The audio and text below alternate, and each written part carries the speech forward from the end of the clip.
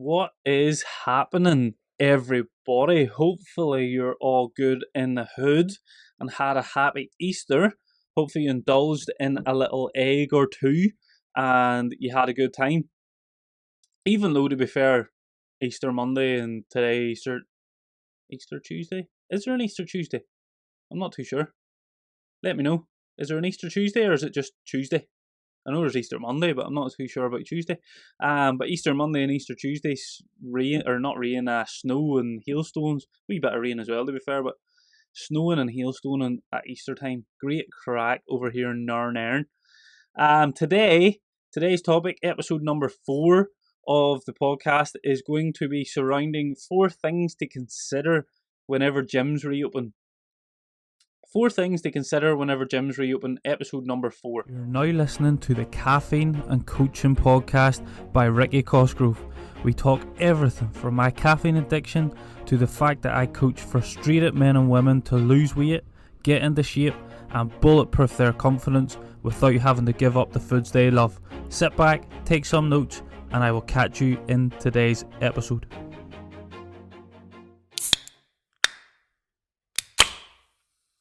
As we know, the gyms in England, I'm pretty sure it's the 12th. If not the 12th, it's very, very soon. The gyms in England are reopening and everything's going back to some sort of normality.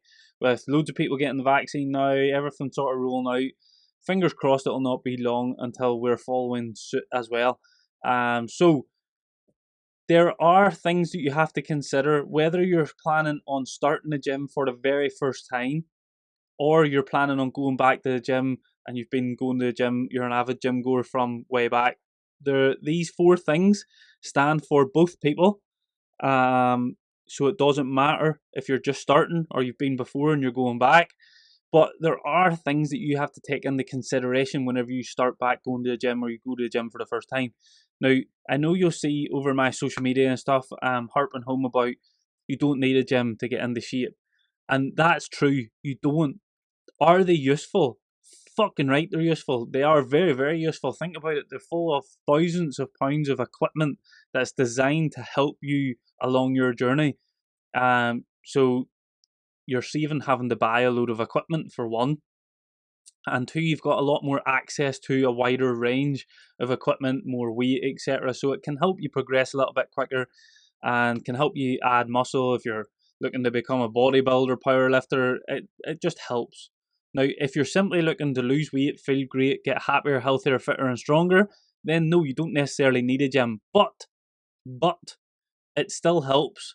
And if you don't want to go to a gym and you want to continue home workouts, absolutely fine. I actually think that I hate to say Margaret because that sounds all businessy and stuff, but I think it's opened the public's eyes a lot more to like home workouts and training from home and getting into shape from home, because I think before this all kicked off and before it all happened, there's probably a shitload of people, and I know because I've got some of the people in Team CBC who have openly said themselves that they will never step foot in a gym and they wouldn't ever have got a trainer or reached out for help if they didn't see what other people were doing online and stuff and training from home.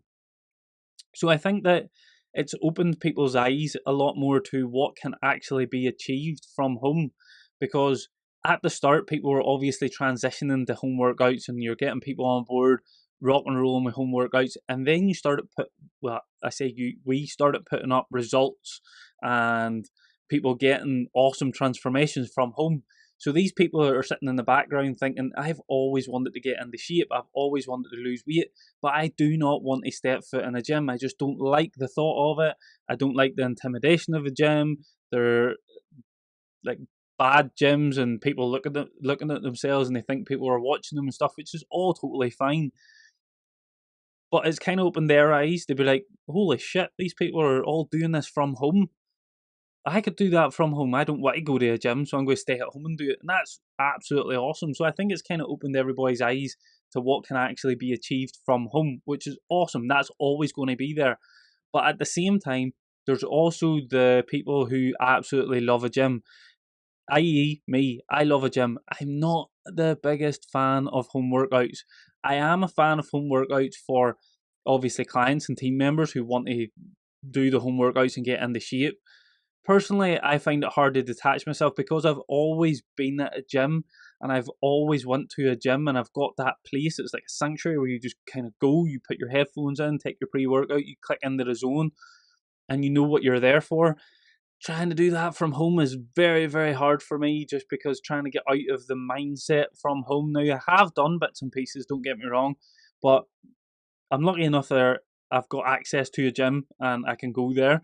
But I do a lot better when I go to the gym, and I know there's a lot of people who are in the same similar boat. Again, loads of people on Team CBC who cannot wait to get back to the gym because they have that place to go, they have that equipment there, and they click into the zone when they go in there. They've got access; it's like a playground to them, and they go to it and they absolutely smash it. So whether you're just starting out at the gym and you're thinking, right, I want to start this, I'm going to get rock and roll as soon as gym's open, that's me going again, or starting my journey. Or you're planning on going back into the gym, the first thing that you have to consider is you're not going to be as strong as you were the last time. So if you've been to the gym before, 6 months ago, whenever they were open, or you've been last year was the last time you went, you're not going to be as strong as you were the last time. And that goes for, pardon me, anybody who is just starting out at the gym as well. You're not going to be as strong as what you think you're going to be. So when you go in, don't look at anybody else. Don't pay attention to what they're lifting or what they're doing. Focus on yourself. Start from the ground and build yourself up slowly. The issues come whenever people go in and they think they're Billy Big Balls, they're going to lift all this weight, or they're going to do what they did the last time they were there. The only thing that's going to happen is you're going to snap your shit up and you're going to put yourself out. The gyms are going to be open. You're not going to be able to train because you fucked yourself up because you've done something wrong. So, anybody who's just starting a gym, you're not going to be as strong as you think you are. So, start from the bottom and build yourself up slowly. For those who have been to the gym before and you're going back, you're not going to lift the same weight as you did the previous time you were in the gym. So, take a step back, leave the ego at the door, the age old saying, get the ego out of it. Just go in, get a feel for it, get the movement patterns down again, get used to the weights and the free weights because again, you've got stabilizing muscles. It's not all about the show muscles, so it's not all just about the shoulders and the muscles that you see externally. There's a shitload of muscles in below which stabilize everything and that work just to make you walk and hold something up straight, etc. And they haven't really been worked recently. So they're going to need to get used to it as well. So you're going to have to let them get used to it. So strip the weight back from what you did the last time. Start from pretty much ground zero and build yourself up slowly. For those who have been to the gym before, you're going to progress up to where you were at a lot quicker than you did the very first time you started the gym. So it's not as if you spent a year getting X amount of kilograms on your squat and it's going to take you the same amount of time to get back there again. It won't. There'll be muscle memory there. You'll be able to get back to that stage within a few weeks. But it's important that you start from the bottom and you build yourself up slowly. Thing number 2 is get a plan and stick to it.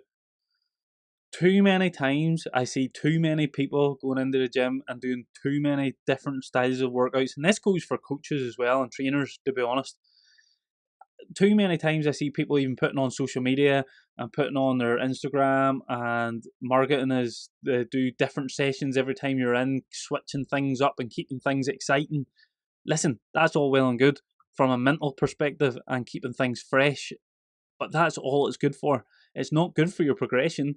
It's not good for tracking your progression. It's only good for mentally stimulating you to think that you're doing something different and you never know what you're going to do and, oh, it's going to be switched up today, blah, blah, blah. So that might sound good to the outside, coming in and thinking, all right, I'm not going to be repetitive. I'm going to be doing something different, which is going to be fun. But what's measured can be managed and what's managed can be manipulated. If you're not, how do you get good at something? You do it repetitively, consistency, over time. How did Tiger Woods get good at golf? He swung the frigging golf club. How did Muhammad Ali get good at boxing? He did boxing. How did, I don't know, who else? Ronaldo get good at football? He grew up kicking a football, you know what I mean? So how we get really good at something is repetition, doing it consistently over time and tracking our progress over time. So get a good structured plan and just stick to it. I would say at least a decent plan, a decent workout routine, depending on your abilities and your experience level and stuff.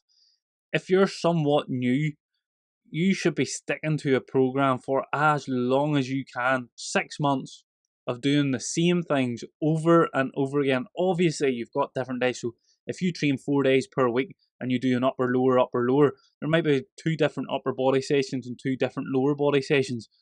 But you're going to do that every single week for 6 months. Simple. And every time you do that particular workout, you're going to focus on what you did the last time and make sure that you're progressing on it. So you're doing more reps or you're doing more weight every time you're in the gym. If you're consistently switching things up and doing something fresh, and I'm going to give you this workout and that workout, ball bag PT's doing it, and that's why I'm not the biggest fan of grip training and stuff like that, because again, it's just randomness. Now, it's not bad. It's still better than doing absolutely nothing. So if that's the way you like to do it, by all means, keep doing it that way and keep switching things up. That's fine because it's better than doing nothing. The only thing I would say is if I'm going to get up, put my gym clothes on, get my gym bag ready, travel to the gym, pay my gym membership, I'm going to make sure that whilst I'm in there, I'm getting the most bang for my buck and I'm being optimal as best I can to get the best results. And how we do that is by simply having a structured routine, which we repeat over time and force ourselves to progress at. So, to be optimal, get a plan and stick to it for at least a few months. The more advanced you are, the more things you have to switch up and the more things you have to incorporate. But for the majority of people, if you've got a workout routine, you should be sticking to it at least 3 months, if not 6 months. I've even seen people and heard of people doing the same program for a year and just forcing themselves to progress for that year and then switching it up. But again, if you're doing it 3 to 6 months, then you can switch things up a wee bit, switch accessory movements up and stuff to kind of keep it a wee bit fresh, but the core fundamentals stay the same for 3 to 6 months. So get a plan and stick to it. Stop going with the mindset and the freshness and switching things up and not getting bored. If you want to be optimal, get a plan and stick to it. The third thing is a big issue which I see normally around sort of January time when people start the gym, obviously this situation aside, is log absolutely everything. I actually had a chat with one of my team members earlier on today who wasn't logging their workouts. Sent him a video, sent him a message, said, listen, we have to start logging this stuff because I don't know what you did your last session, the session before that, because you haven't been logging it and typing it in. Log absolutely everything. How much weight you used on the set, how many reps you did. Log your rest periods, log your tempo, log everything so that you know the next time you go in, you can look back and say, okay, this is what I did the last time I was doing this. So you know what you have to do. And it's kind of just like beating your score, as I call it. So each time you're going in, you're trying to do better than you did the last time. So training harder than you did the last time, getting an extra rep is a massive win. So either adding a couple of kg on the bar, getting a couple more reps at that session, whatever it is, forcing yourself to progress again, kind of like sticking to the plan, sticking to the structure, but forcing yourself to progress. And unless you make a note and log what you're doing, I don't know about you, but my memory isn't the greatest or isn't the sharpest, especially over that type of stuff and remembering numbers. So unless I physically write it down, you could go old school like this. You could have a notepad and a pen, a workout book, or you could like the team members, Team CBC, they've got my coaching app, which they can log everything in, just type it in nice and easy. It brings up nice wee graphs and stuff and we can see progress. No matter what it is, make sure you're logging what you did the last day so that you can track it. And again, it comes back to, it comes back to what's measured can be managed and what's managed can be manipulated. What's measured can be managed, what's managed can be manipulated. If we don't know what we did the last time, we don't know what we did the last couple of weeks in the gym, how do we know that we're progressing? How do we know that something needs changed? How do we know that we're doing more than we did whenever we first started? It's so much harder whenever you don't log anything, you don't write it down, you can't look back at where you were 6 months ago, you can't see where you're at now. So, point number 3 is log absolutely everything. Then, the fourth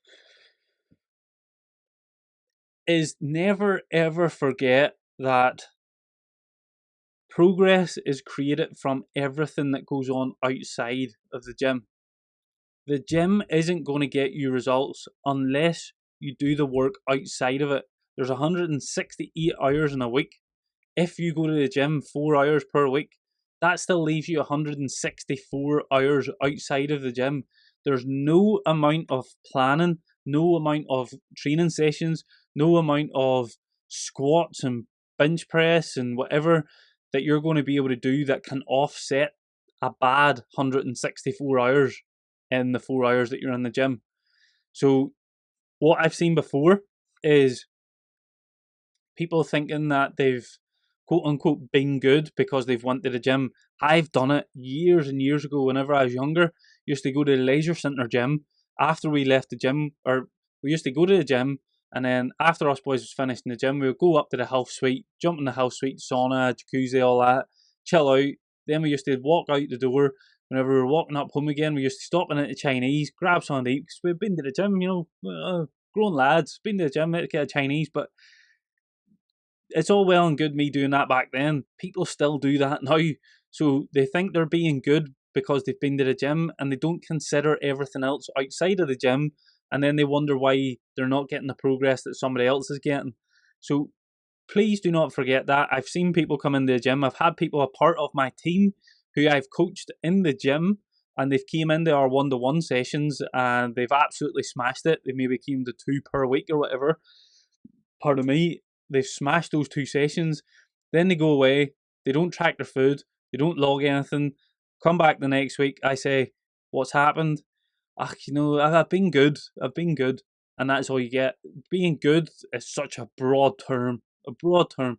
And it's not good enough if you want maximum progress, and maximum results. So what we realised then was when everything shit the bed and gyms were taken away from us, and we had to focus on everything else around the gym. So they began to click in the gear and start watching their food, their daily habits in terms of their steps. They started getting their home workouts in. All of a sudden, everything started to click in the gear, and they started making absolutely awesome progress. And it wasn't because they were doing home workouts and it was home workouts were the key. It was because everything out surrounding the gym they had started to click in the gear and started to think about. So please don't fall into the trap of thinking that simply going to the gym is going to get you where you want to be. You need a plan. You need to manage everything outside of the gym. Again, this is where it comes down to people just paying for PT sessions and going seeing a PT and saying, oh, it's £30 per session, or you can buy 10 sessions now for £200, blah, blah, and they think, geez, that's 10 PT sessions, that's good, £200, £20 a session, right, let's go. And they don't consider that PT only has you in the gym for an hour, and you don't hear from him again until you go back into the gym again, and he trains you for an hour. Doesn't consider anything out round the other 164 or whatever hours in the week. So remember, you're not paying for a PT session, you're paying for a plan to get your result. So progress comes from everything surrounding the training session. Again, just like the way gyms are hella useful and they will help you in your journey, training sessions in the gym will help you on your journey, but only if everything else is also lined up the correct way to get you to where you want to be. So, in summary, episode number 4, 4 things to consider whenever gyms reopen.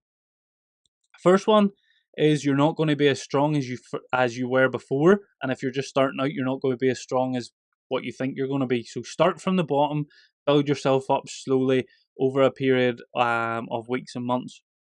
Number 2 is get a plan and stick to it. Stop switching things up. Don't be going into the gym and jumping on this machine and doing a few reps, and then jumping on that machine, doing a few reps, and jumping on this machine, doing a few reps, and then walking out and thinking, that was good, I did my bit today, and then going in doing something different the next day, and always switching things about.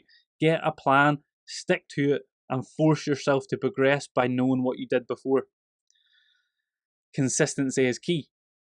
Number 3 is log everything. Write everything down, log it in an app. I don't care how you do it, but know what you did in previous sessions so that you can beat your own score and you can watch and manage your progression over time. And then number 4 is progress. Progress comes from everything surrounding the gym, everything outside of your training sessions. That's where the progress is made. So it's not about the hours that you spend in the gym. Everything surrounding that also has to be in a line to your targets and your goals to get you to where you want to be. Great episode. Hopefully it was useful for some of you. If you did like it, please like, share, and hit the subscribe button.